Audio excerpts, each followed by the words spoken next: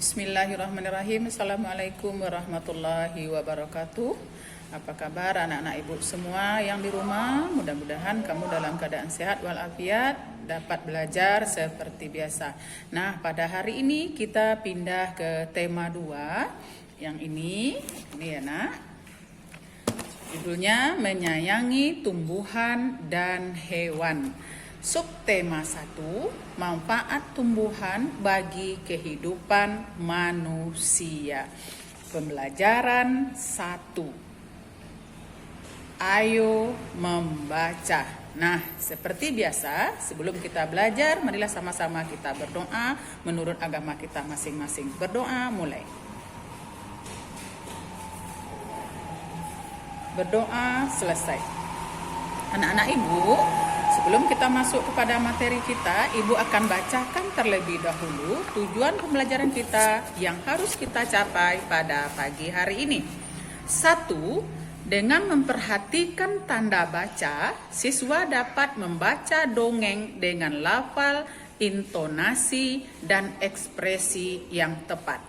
2. Dengan menjawab pertanyaan, siswa dapat mengidentifikasi informasi isi dongeng yang dibaca dengan tepat. 3. Dengan mengamati penjelasan guru, siswa dapat menggunakan sifat pertukaran pada penjumlahan untuk menyelesaikan masalah dengan tepat. Nah, itulah 3 tujuan pelajaran kita pada pagi hari ini yang harus kita capai. Anak-anak ibu, sekarang buka bukunya halaman 1. Ini ya nak. Buka bukunya halaman 1. Kemudian kamu amati gambarnya baik-baik. Kamu baca bacaan yang di bawah. Ibu bantu juga membaca di sekolah. Tuhan menciptakan beragam jenis tumbuhan. Tumbuhan bermanfaat bagi kehidupan manusia dan hewan. Manfaat tumbuhan diantaranya sebagai sumber makanan, bahan baku industri, peralatan rumah tangga, bahan pakaian, pewarna alami, dan kesehatan. Dapatkah kamu membayangkan apa yang terjadi jika tidak ada tumbuhan di sekitar kita? Nah, sekarang di halaman 2, pembelajaran 1, kamu disuruh membaca sebuah dongeng yang berjudul Pohon Apel yang Tulus. Sebelum anak-anak ibu membaca, ibu ingatkan kembali, dalam kita membaca, kita harus menggunakan tanda baca yang benar. Ada titik, ada koma, kemudian dibaca juga dengan intonasi dan lafal yang jelas supaya anak-anak ibu semuanya pintar membaca. Nah, dari bacaan dongeng yang berjudul Pohon Apel yang Tulus ini, kamu baca dengan baik, kemudian kamu gunakan tanda baca dan kamu baca dengan menggunakan intonasi yang bagus, ya nak ya. Setelah kamu membaca di halaman 4 ada 5 pertanyaan yang harus kamu jawab, yaitu 1. Siapa teman pohon apel? Ini ada pertanyaan ya nak ya. Pertanyaan ini kamu jawab setelah kamu membaca bacaan yang ada sebelumnya, yaitu tadi sebuah dongeng yang bercerita tentang pohon apel yang tulus. Jadi ibu ingatkan kembali sebelum kamu menjawab pertanyaan. Di halaman 4 kamu baca berulang-ulang. Bahkan boleh kamu membacanya sampai 3 kali supaya kamu paham nantinya bagaimana kamu dalam menjawab baca pertanyaannya dengan benar. Nah, itu sebagai tugas kamu yang pertama. Nah, sekarang kita lanjutkan masih halaman 4 di bagian bawah. Ayo berlatih. Ibu baca ya nak.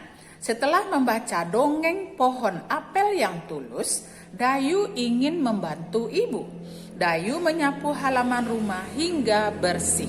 Saat menyapu, Dayu mempunyai ide untuk mengumpulkan daun-daun kering seperti gambar di halaman 5. Anak-anak ibu perhatikan gambarnya, kemudian baca juga bacaan yang ada di bawah. Rencananya akan digunakan untuk belajar. Setelah menyapu halaman, Dayu mengumpulkan daun-daun kering. Dayu mengambil beberapa helai daun kering lalu meletakkannya di sebuah kotak. Ia mengambil lagi beberapa helai daun kering dan meletakkannya pada kotak yang lain. Di kotak pertama ada 35 helai daun kering. Di kotak kedua ada 15 helai daun kering. Itu tentang bacaannya. Sekarang kita jadikan ke dalam kalimat matematika. Tadi dalam kotak pertama ada 35 helai. Dalam kotak kedua ada 15 helai. Jadi dapat kita tulis dalam kalimat matematikanya yaitu 35 ditambah 15 sama dengan 50. Ini ya nak, di bukunya ada contoh di sini. Jadi nanti kamu juga buatnya seperti ini. Kemudian dilanjutkan lagi, ditukarkan letaknya. Tadi 35 pertama ditambah 15 yang kedua. Sekarang ditukar letaknya. 15 yang pertama, 35 yang kedua. Kemudian dijumlahkan kembali. 15 ditambah 35, ini yang di bawah. 15 ditambah 35 sama dengan 50. Dari contoh yang ada di buku, dapat kita ambil kesimpulan bahwa dalam penjumlahan kotak pertama dijumlahkan dengan kotak yang kedua, hasilnya 50. Kemudian kita tukar letaknya. Dari kotak kedua yang 15, kita tambahkan dengan kotak yang pertama yang berisi 35, hasilnya sama dengannya juga 50. Artinya apa di sini? Kalau kita tukarkan letaknya di dalam penjumlahan, maka hasilnya tetap sama. Jadi, ini ada di bukunya nak, ini ada di bukunya di atas.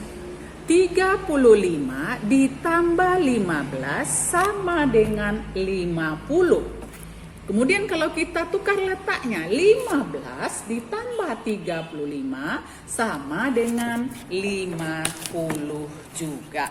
Jadi 35 ditambah 15 sama dengan 15 ditambah 30. Letaknya ditukarkan. Kemudian kita bisa coba pada penjumlahan yang lain, yaitu yang angkanya lebih besar ada di buku nak. 120 ditambah 930 sama dengan 1050. Kita tukar letaknya. Dari yang kedua kita jadikan pertama, dari yang pertama kita jadikan kedua. 930 tambah 120 sama dengan 1050. Jadi 120 ditambah 930 sama dengan 930 ditambah 120. Itulah contoh yang ada di buku, juga sudah Ibu terangkan dalam video ini. Maka dari contoh tersebut kamu dapat mengerjakan latihan halaman 7. Ya nak? Latihan halaman 7 ini di bawah contoh, nih suruh kerjakan. Ada nomor 1, 2, 3, 4, dan 5. Kamu kerjakan di buku latihan kamu sebagai latihan yang kedua. Selamat bekerja anak-anak ibu. Rajinlah belajar supaya kamu lebih pintar. Terima kasih atas perhatiannya. Ibu sudahi dengan Assalamualaikum warahmatullahi wabarakatuh.